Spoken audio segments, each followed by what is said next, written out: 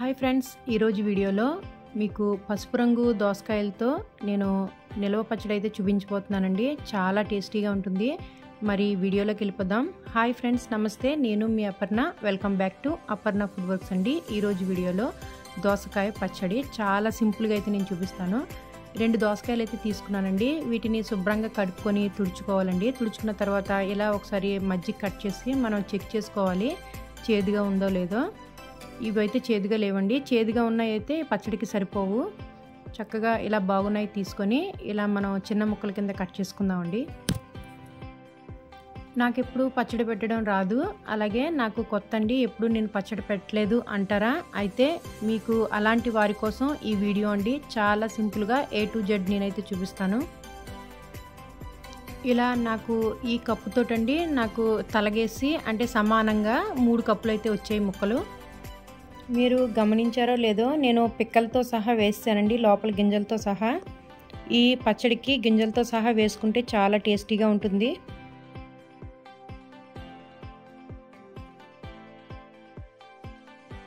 రెండు దోసకాయలు 3 కప్పులు వచ్చాయండి. ఈ 3 కప్పులకి మీకు కొలతలు అయితే నేను చూపిస్తాను. చక్కగా ఇలా ముక్కలు కోసుకున్న తర్వాత వీటిలో మనం ఒక 4 టేబుల్ స్పూన్ల ఆయిల్ అయితే వేసుకోవాలండి. ఈ ఆయిల్ వచ్చేసి నేను వేరుశనగ నూనె అయితే వాడుతున్నాను. చాలా టేస్టీగా ఉంటుంది ఈ ఆయిల్తో చేస్తే. ఇలా ముక్కలకంతా ఆయిల్ పట్టేలా చూసుకోవాలి. ఎప్పుడైతే మనం ఇలా ఆయిల్ వేసి ఇలా పట్టించామో ముక్కలు అనేవి కొంచెం గట్టిగా అవుతాయండి, బిరుసెక్కుతాయి. ఎప్పుడు మనం దోసకాయ పెట్టుకున్న చక్కగా మనం గట్టిగా ఉన్న దోసకాయలు చూసుకొని పెట్టుకోవాలండి, పండిపోయినవి కాదు. ఇందులో 1/2 టీ స్పూన్ పసుపు వేసానండి. అలాగే కారం, ఇది 3 మ్యాంగో కారం అండి. ఇది వచ్చేసి నేను 3/4 కప్పు అయితే తీసుకుంటున్నాను.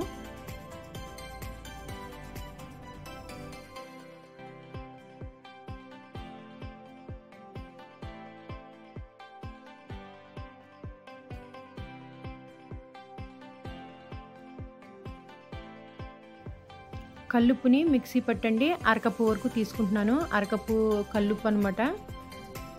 ఇక్కడ ఆవు పిండి అండి. ఈ ఆవు పిండి కూడా నేను 1/2 కప్పే తీసుకుంటున్నానండి. ఇందులో నేను 1 టేబుల్ స్పూన్ మెంతి పిండి కూడా కలిపాను. మెంతుల్ని దోరగా వేయించుకొని వేసుకోవాలండి.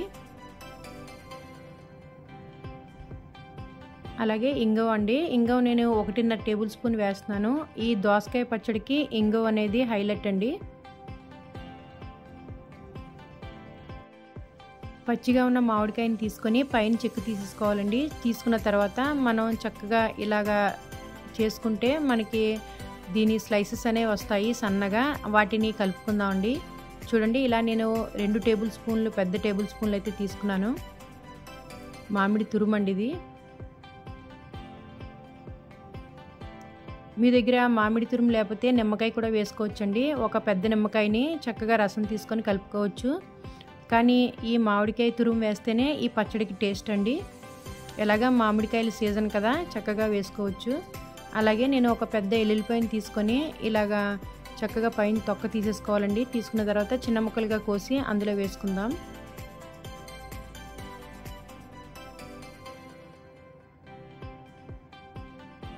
ఇప్పుడు ఇందులో నేను వేరుశనగ నూనె తీసుకున్నానండి. 1 కప్పు నిండా వేస్తున్నాను. కొలతకి 1 కప్పు అయితే వేరుశనగ నూనె అండి. చక్కగా ఇప్పుడు కలుపుకొని ఒక గ్లాస్ జార్లో పెట్టుకుందాం.